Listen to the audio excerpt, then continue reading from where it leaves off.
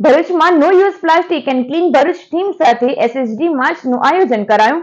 શહેરી વિકાસ વર્ષ 2025ની ઉજવણી અંતર્ગત ભરૂચ નગરપાલિકા દ્વારા સખી મંડળની બહેનોની સાથે રાખીને no use plastic and clean Bharuch theme અંતર્ગત જાગૃતિ રેલીનું આયોજન કરવામાં આવ્યું હતું।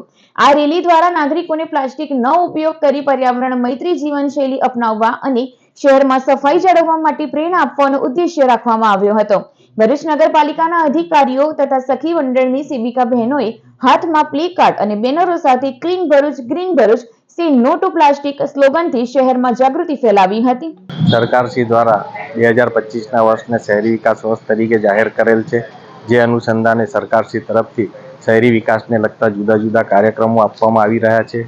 જે અનુસંધાને 7 તારીખથી 15 તારીખ સુધી વિકાસ સપ્તાહનો કાર્યક્રમ આપવામાં આવેલ છે।